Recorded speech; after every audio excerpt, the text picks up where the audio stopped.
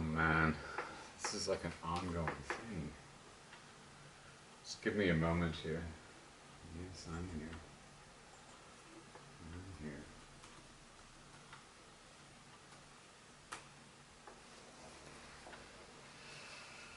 Well, I guess this is a mental health check, if anything, but the boundaries between mental and physical health have been put under enormous pressure at the moment, because I'm fighting off a multitude, or rather a plurality of blood infections.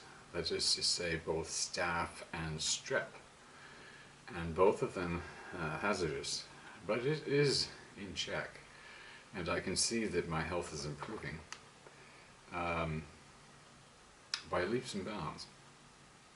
So that physiologically is less of a concern, but the mental stress that I am under at the moment is enormous, and it is all as a consequence of one individual, or rather a collective representation of one individual, but you really don't know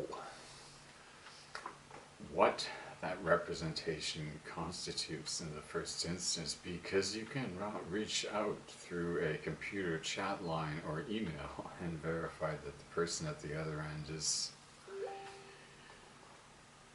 communicating with you in a truthful way.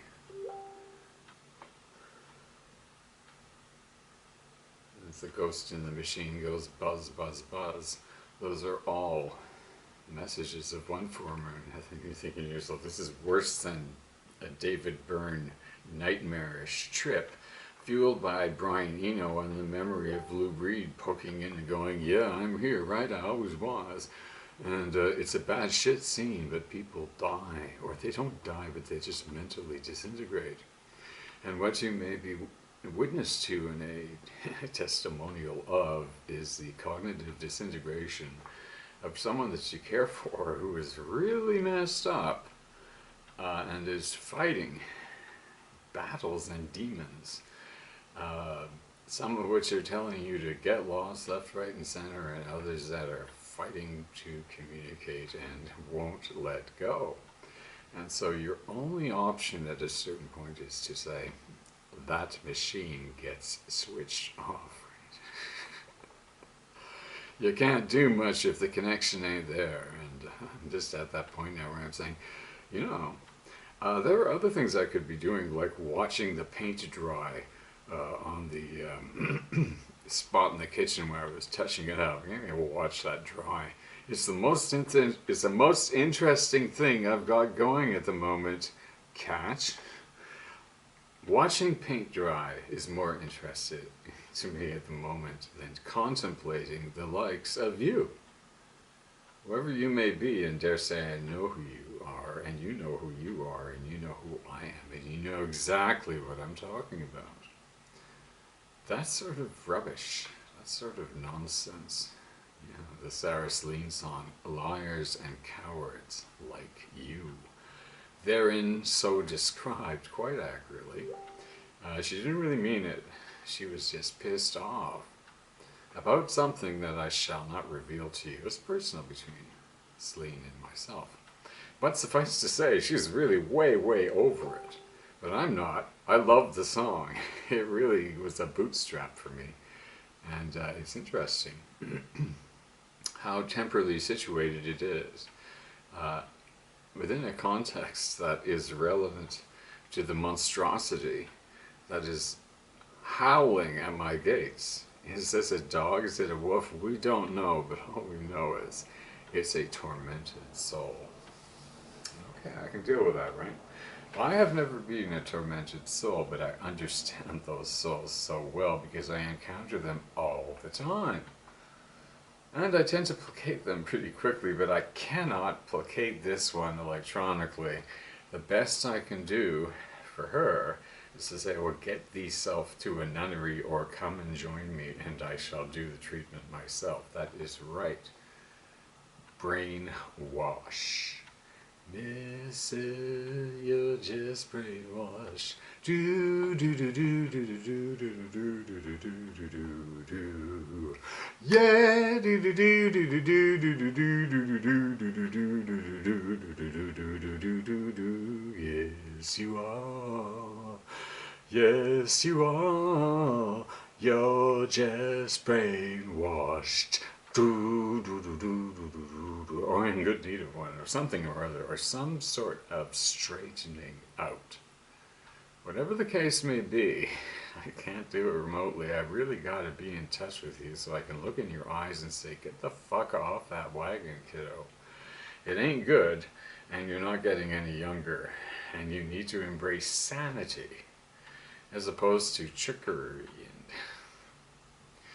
bizarro world activities. You have to embrace reality, whatever way, shape, or form it may take. And you really must be responsible to yourself. Ultimately, you have to do that pretty much on your own. As in, no one's really going to want to help you. They've either decided they don't want to touch you, and that can be a drag. It looks like nobody will touch you at all, and there's a big bomb digital all in a wing too. Stash that. I better say stuck on you. There is a respite in one song, and the fact that I'm a bit stuck on you. You know, that individual out there who is tormenting me cognitively and mentally, but physiologically, man, it's a basket case being unwoven. So, you know, whatever the case may be, San Diego, if you're out there, do not call EMS. I really don't need the help, okay? I look after myself here. And you really had the responsibility, I dare say, to contact me before you did something radical that saw me stuck in a hospital and basically denied me the kind of care that I give myself. Don't second guess the system, and by all means, think about what you're doing before you send that call. Don't do it again, or really, you'll force me to find out who you are, and you won't like what I say to you when I talk to you directly. Catch? I'm not sure that you do, and I'm just kind of leaning forward a little bit at the time. Yeah, this is going to be a 10-minute mental health video, so I got another 2 minutes to berate you, to console you, to cajole you, to do any number of things. But this is literally Thursday before the Good Friday, and you know, Columbacause, that is me, Charles Ashley McCrawlert, have every intention of withdrawing and shifting in the scene and having nothing online for a good solid, I said 24 hours, but you know, the Sabbath starts at sundown, so let's just say Sabbath sundown tonight, which was approximately 1937 hours, minutes, days, seconds, I don't know the exact figure, I haven't checked. But it's around 1937. And at 1937, it's like, adieu, see you for a while, because I ain't coming back until that guy is standing, walking, and talking, and telling the world about the Apocrypha. And I don't intend to give you a lecture on the Apocrypha, which is also known as the Apocrypha, or Apocrypha, or whatever you want to call it. Let me delude and confuse you so that you don't find it easily. Apocrypha. And there you go. And yes, there are lots of testimonials there that were ruthlessly scourged from the document that Saul of Tarsus is creating, in which he wanted to describe Christ, and he wasn't particularly that interested in anyone except what Lucanus has to say. So you've got all these testimonials of people who really knew Christ directly, including Judas. And what they had to say is worth knowing. You should read the Apocrypha. That thing that I was talking about before, read it and see for yourself. Trust me, it will be time spent if you are at all contemplating God and Christianity.